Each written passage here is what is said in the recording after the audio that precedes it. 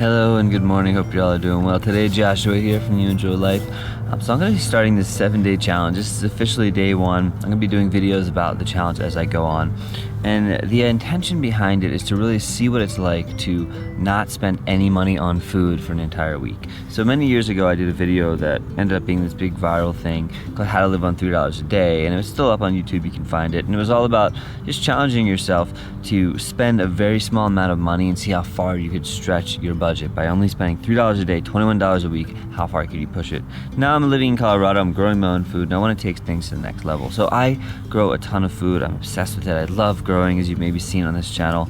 But what I'm realizing is there's a piece of me that's conditioned to go to the market and to look around and get stuff, whether that's farmers markets or local markets, to go to these places and still just like buy things and end up buying a lot of the same stuff. So I really want to use this as a chance to push the things that I'm learning about the foods that I'm growing, because there's of course things I'm growing, zucchini and tomatoes and basil and stuff like that. Yeah, I go and I pick it and know how to use, but there's a lot of stuff that I'm not utilizing because I'm still finding myself at the market. And I also love to forage, so there's a lot of forage food that you can go around and grab in the neighborhood.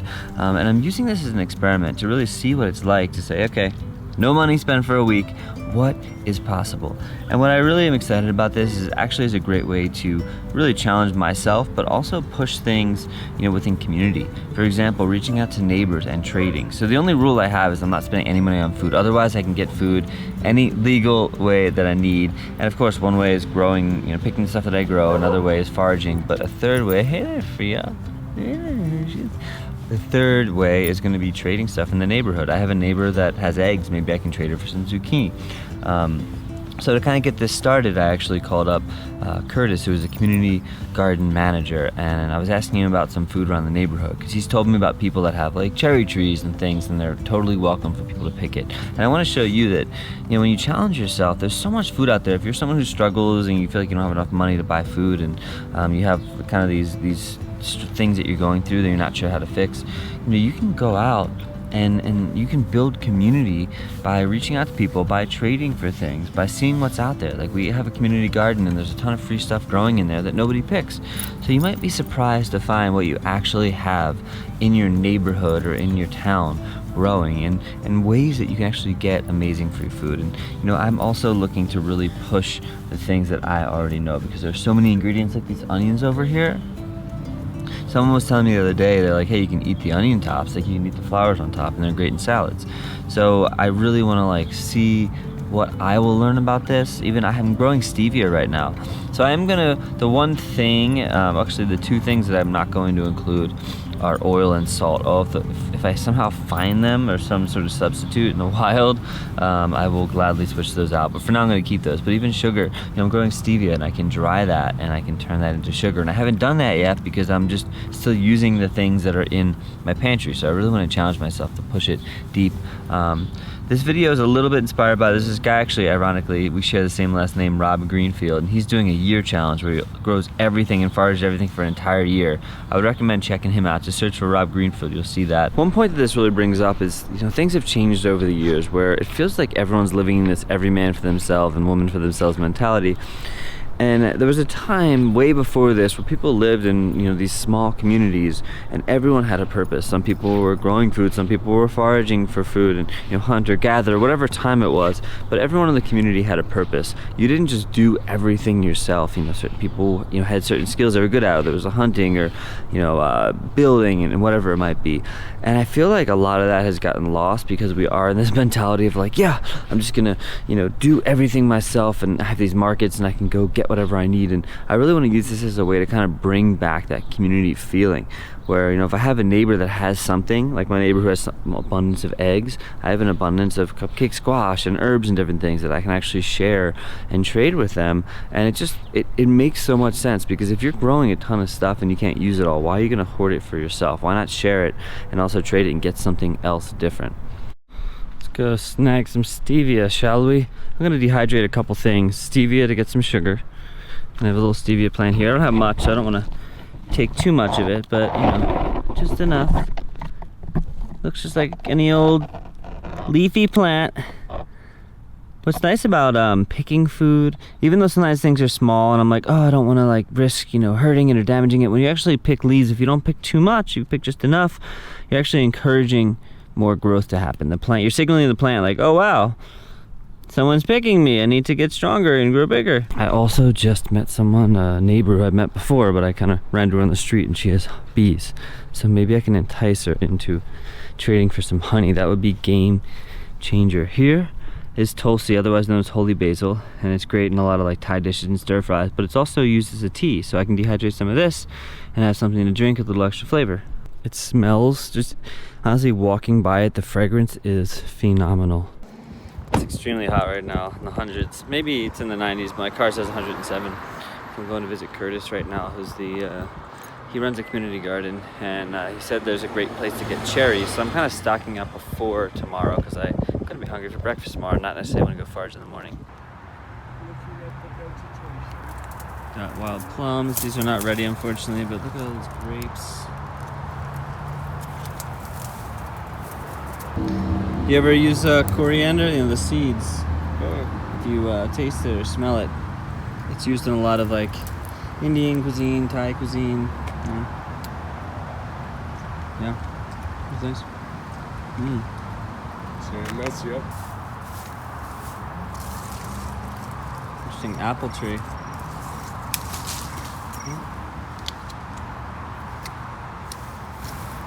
Sour, but getting there. Well, the cherries were out, but there's all these beautiful tomatoes.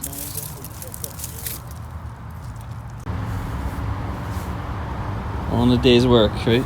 Garlic in my yard. I just break up. Those are all the seeds, and I go boom. Ooh. You won't get the big heads on them. Have you picked this up? Well, Oh there wow! you go. Oh, woo! That's a game changer right there. Some Yeah. fresh young garlic. Oh yeah.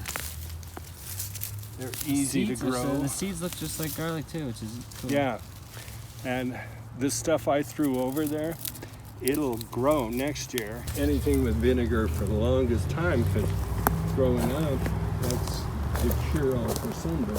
Oh, vinegar? Vinegar, fat on the burning. So as luck would have it, and this is where the community thing comes in, I made a new friend recently. I traded him some vegetables and he brought me over this beautiful loaf of sourdough bread. So that was a freaking saving grace. I got those free tomatoes yesterday and I made this sort of green sauce from my yard. There's some salt in there, there's some basil, there's some mint, there's a little bit of vinegar. I've actually been making a vinegar I'm gonna show you guys. And of course, some of the things that I'm making right now are things that I've been fermenting that I did forage or kind of grew as well. Because I'm not gonna waste those, that's all part of it. But I just got the best text in the world. I asked about the eggs and she said no need for trade. Summertime we always have more than we can use. I'm still gonna give her something because I wanna give something, but that means I have eggs, I have a little bit of bread, lasts me at least a few days, and I'm gonna start getting crazy on the foraging.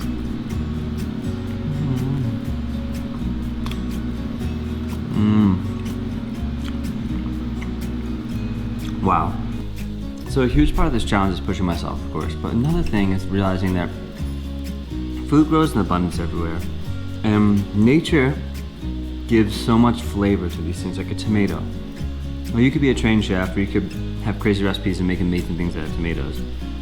But a tomato on its own, fresh, it's already cooking in the ground, it's marinating in, you know, in the earth. Of course, tomatoes grow on the tree, it's marinating on the vine. You have so much flavor, so sometimes stripping back, you have to appreciate the simplicity in life. Things don't always have to be so complicated. Today, I'm going to see my therapist. I saw him for a few months last year, and I kind of decided to go back after Peru. It's another thing I want to bring up, mental health. People are talking about it a lot more, it's very important. If you do need support, there are great resources out there. I want to use this channel as a way to kind of open people up to new things and new ideas, but if you're someone that really needs support, there's nothing wrong with going to talk to somebody. Even just a few sessions. Sometimes having that container where there's a person who doesn't know you but is trained in ways to actually help you can be really helpful. Sometimes just talking to friends isn't always enough, sometimes it is. But if you have, you know, some more, you know, serious things, or you just need some extra support, nothing wrong with working on your mental health. And I think for me, ever since leaving Brothers Green, I'm going through a lot of identity changes and realizing I attached so much, like my ego attached so much to who I was in Brothers Green. And I became this person that I wasn't happy about being. So when I left Brothers Green, it was like, it's really freeing, relieving thing. Like I don't have to hold up this, you know, idea of this person that I'm supposed to be for the audience and brands and all this stuff.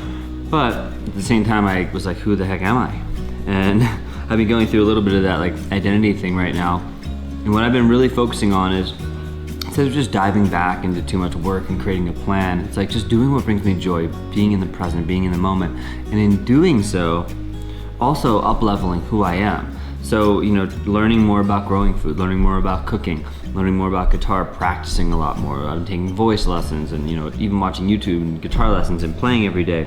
And I'm just working on myself. That's why the mental health thing is important. I'm going to see a therapist to actually grow myself. So the more I'm growing, then when I get into the new thing, I'm kind of at that next level. All right, so update.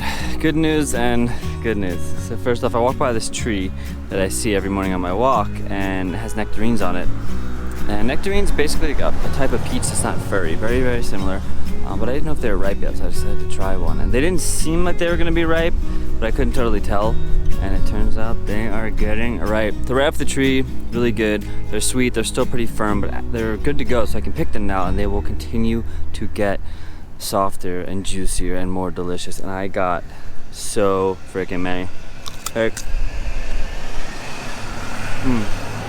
crunchy, tart, but sweet. That is a freaking treat. I loaded my bag up. It was on someone's yard, but it was over the street. The tree had gone over, so typically in most places it's legal. I mean, check your state and city, whatever, but usually if fruit is hanging over the street, it's kind of no man's land, anyone can have it. So as I mentioned, I was starting to feel a little discouraged about not having enough, and then I realized, yes, the community part of this is so important. Even though I'm not growing that much, and maybe in a month from now it'd be far easier, or if I had grown different things it'd be far easier, but the truth is, I love foraging. I have so many unique little things I don't realize are how valuable they are to other people. So I've been reaching out to friends, seeing if they have any excess food that I can trade them for all these fun goodies. And one thing I'm really excited to make, I just found a gigantic tree. Well, I found it, you know, a while ago, but I rediscovered it today, and it actually has wild sumac. And sumac is amazing. It's citrusy. So these pods here, beautiful, right? You put these out, you put them on your tongue, and whoa, so tart. So I cut these off, I steep them, and I make a gigantic batch of some sort of like tea. It tastes like lemonade tea, and this is going to sustain me as well as be a great trade for people. It's like a little treat. I can put other things in it and make like flavored mint teas, and I think people are going to love that as a trade. Look at this whole tree, there's so many. I didn't even put a dent in this tree. I mean, this tree is humongo, and nobody else is picking these, and look at this. It's gonna make so much, so much. So I popped by the community garden, and I figured the currants would be done by now because I picked them weeks ago, but there's so many and no one's taking them, so I just picked a huge bag of currants. I also got a few strawberries, which is a nice grab, but also really excited about this, hops. What a bounty. So I've been out this morning doing some foraging. As you can see, some of the things I grew, most of the stuff I found. So I want to just go over some of the things that I got, and in this video, I'm not too focused on exact recipes. It's more about just giving you ideas and showing you different ways to get food without just going to the market and spending money, because, you know, a lot of people gotta save that money. So a couple things that I grow. Cupcake squashes. These things are amazing. I've used them in some other videos. This thing is growing in such abundance and fresh. It's so good. And in general, when you're eating things fresh, you're getting the most nutrients, you're getting the most flavor, the most deliciousness, of course, the freshest.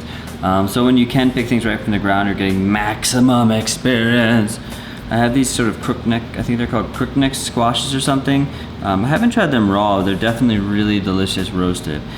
So these from the garden, of course collards as well, and kale are from my garden. I've been using them a lot, stir frying them with eggs in the morning, doing my thing.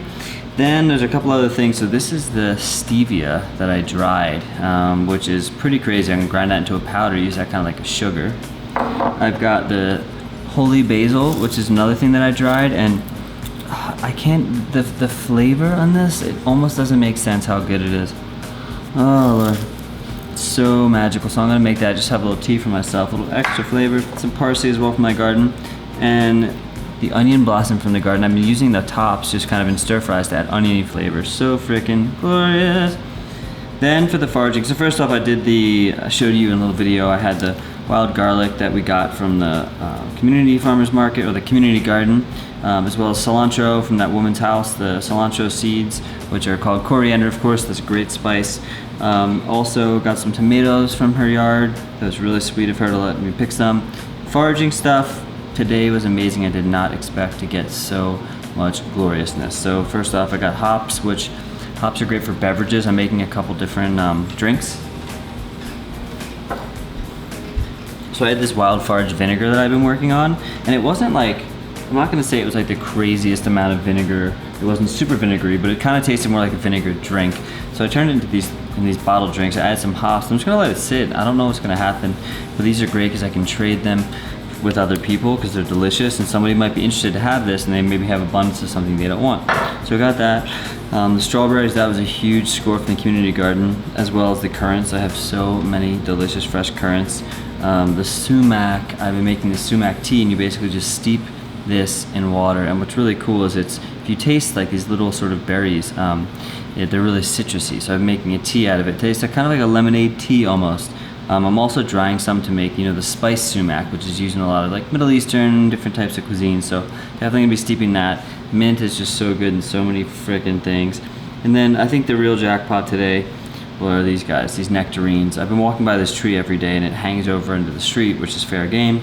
I did not realize that there were these nectarines, and oh my lord, they're so when I saw the nectarines, I didn't realize they were ready to go. I'm gonna let them sit out, they'll get even softer and juicier, but so good. And I met this woman down the street who had this plum tree. It was probably a 30-foot plum tree, the biggest thing I've ever seen. So I have so many things. One thing I'm gonna do, just to kind of get things prepped today, I'm gonna make sort of an aioli. So I have the duck eggs, and I can basically just crack the duck egg into the blender and just start adding oil. Oil is my 1 out of 2, oil and salt are 2 ingredients I'm not really including, but start adding that and emulsifying it in. And then I made that dressing the other day with just a bunch of fresh herbs and garlic from my garden, and I just added that in with some salt and have this amazing aioli that I can use for anything, just to get some extra umami flavor going on.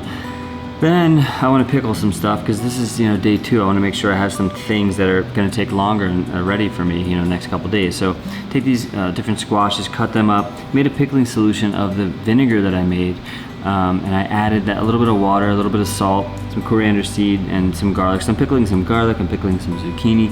That'll just kind of keep me going as well. And I'm going to do a few more little projects today, but honestly keep it simple. Again, I'm not so focused on creative recipes. I'm just focused on what is out there and showing you guys different ways to eat for yourself without spending money. So I hope this is inspiring, and I'm excited to eat, and I'll see you on the flip side. Tulsi tea, a little bit of sprinkle of stevia. I was trying that raw, it's really good. Quick lunch. But this is the end of my bread, so now things are about to get real.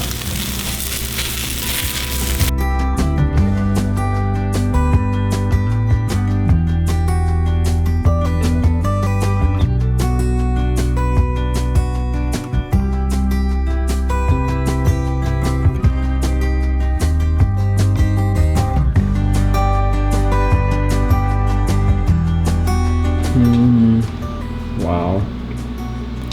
That is actually amazing. Oh my god.